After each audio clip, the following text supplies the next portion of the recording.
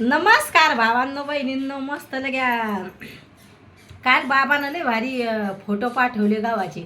मला एवढे आवडले. मी तुमच्या दाजीला म्हणलं जर मी घरी असते म्हणलं गावाकडं तर मी हिडो काढला असता गावाचा. लय भारी म्हणलं, एवढा भारी हिडो झाला असता म्हणलं गावाचा. नेमकाच हलका हलका पिवळा व्हायला लागला, हिरवा पिवळा असाय लगे लय भारी वाटू लागला. आता मी केली पालक भाजी, तर मस्त तुरीच्या डाळीत बनवले मस्त पालक भाजी लगे.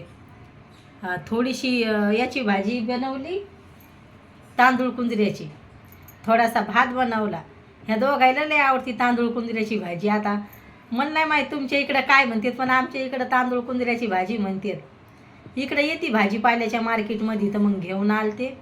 आता काम होईल तुमच्या ताईचे. हे भैयाला म्हणलं ते पेपर आण, म्हणलं भैया ते तेलकट तसा झालाय, तर त्याला आठवणच नाही राहिली. शाळेतून येता येता आण म्हणलं. तर मग लय भारी लगे इथलं वातावरण वाटायला लागले. लगे गहू तर लयच भारी वाटायला लागलाय. आता आईनं काल काय केलं, मस्त लगे फोटो पाठवलेत त्याईनं. मला लय आवडलेत ते फोटो. का रे भैया? तर भैयाचं चाललंय फोन पाहणं, त्याच्यामुळं त्याचं काय लक्ष नाही. पण लय भारी आहे लगे, का लय भारी आवडलंय मला. लयच लगे भारी वाटू लागलं. आणि आता ती शापूची भाजी कोणी खाणार नाही, आता पिवळी पडली ती. खाऊन खाऊन घरचे किती खाणार आहे. तर मग आता ती छकू सांगत होती म्हणे मम्मी आता ती पिवळी झाली म्हणे. तर मी म्हणलं शापा यायला लागल्या का त्याला? तर म्हणे नाही, पिवळी झाली.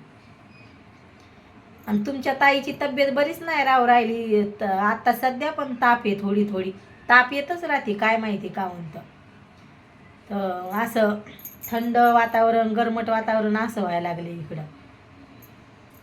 पण मी म्हणलं सारखं सारखं दुखाचंच काय सांगा, मग त्याच्यामुळं नाही सांगितलं. दाजी म्हणते तुला आता इकडं सुरतलं वातावरण सैन व्हायना म्हणून. काही ना काही दुखतच राहते. मला ह्या वर्षी काय माहिती, पहिल्यापासून मी इकडंच आहे सुरतलं, पण मला वातावरण सूट नाही व्हायला लागलं इकडचं. पाय दुखतेत, लय पाय दुखतेत. कधी ताप येईन कधी काय काय चालूच राहते. काय माहिती मला इकडं वातावरण काहून सूट व्हायना. लग्न झाल्यापासून यायच्या सोबतच आहे इकडं, पण आता नाही इकडं मला बरं नाही वाटत इकडं. म्हणजे दुखतच राहते मला, वातावरण सूट व्हायना. आता भैयाला जेव घातलं तर हिरव्या मिरच्यातच पालक डाळ बनवली होती. तर भैयाला काय आवडत नाही म्हणे मम्मी अशी काहून बनवली. मसाले गिसाले काहीच नाही टाकले, दाजीला आवडते तसं. हिरव्या मिरच्या, थोडासा सांबार, मीठ, थोडीशी हळद, जिरं आणि लसण, एवढंच. बाकी काहीच नाही आवडत त्याला, असं आवडती डाळ. तर आता पोळ्या आज 3-4च पोळ्या बनवल्या होत्या भैयानं. मग असं डाळ भात हे ते बनवलं तर मग त्याला भातच पाहिजे. असं जेवण असलं तर मग पोळी खातच नाही. तर म्हणलं दाजी म्हणे हो म्हणे तुला इकडं वातावरण तुला हे व्हाय ना म्हणे, काय माहिती काहून व्हायला लागले ह्याच वर्षी.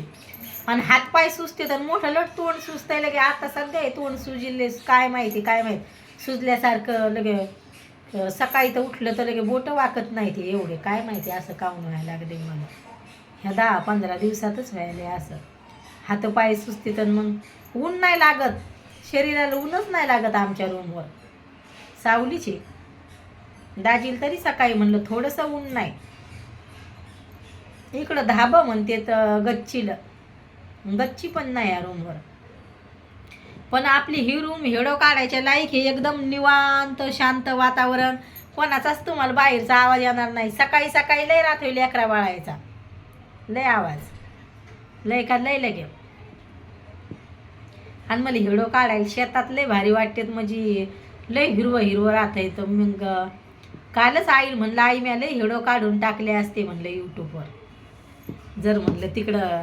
आणि गावाकडं म्हणलं आई मग एवढे हिशे पण निवडावं नाही लागत म्हणलं, लय लवकर हिडो बनतात म्हणलं ना. सगळ्याला आवडते गावाकडचं वातावरण. तर आई म्हणे हो. तर मग फोटोच पाठवले. जर बाबाने हिडो काढून पाठवला असता तर मग शॉर्ट हिडो टाकला असता, पण नाही टाकला. मग फोटो पण ते ना असं नुसतं असे गावाचा पाठवलाय, त्याच्यामुळं म्हणलं टाकाव का नाही टाकावं. तर मग नाही टाकला. नाही म्हणलं फोटोच काय टाकावं यूट्यूबवर, म्हणलं जाऊ द्या तिकडं. असं केलं. दाजीचं चाललं होतं तू हेडो काढायला माझ्यासोबत आली नाही काय नाही म्हणे. हेडो मग कधी बिमार असलं दाजी ना मनानं काढायचा तर काढत नाहीत ते. आता मग पहा बरं वाटो नाही वाटो तरी पण हेडो काढून टाकतेच मी, असं करते. आपण आराम करत बसलं मग लेकरायला पण उपाशी मग वाटते नको. भैयानं काय केलं, अंड्याची पोळी खायची होती त्याला, तर मग ते त्याच्या मनानंच बनवतोय.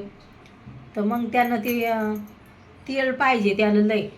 मग तव्यावर तेल मग ते असं साचल्यासारखं तव्यावर पलटायला गेला तर सगळं त्याच्या पायावर म्हणजे सगळंच लगे त्याचा पाय भाजला, लगे फोडा आले त्याला. मग त्याच्यामुळं मी जास्त त्याला गॅसजवळ बसायला नाही म्हणते. लेकरं काय ध्यानावर नसते. तर मग त्यानं पाय जाळून घेतला, फोडा आले. आणि शाळेचा ड्रेस घासतोय मग त्याला ते आग होत असन. मग तरी पण त्यानं काय केलं, गेला आणि पाण्यात पाय धुतला. मग दाजी म्हणू लागले जास्त फोडं येतात. त्याच्यामुळं मग मी लेकरायला लय जपत असते, गॅसजवळ बसू देत नसते.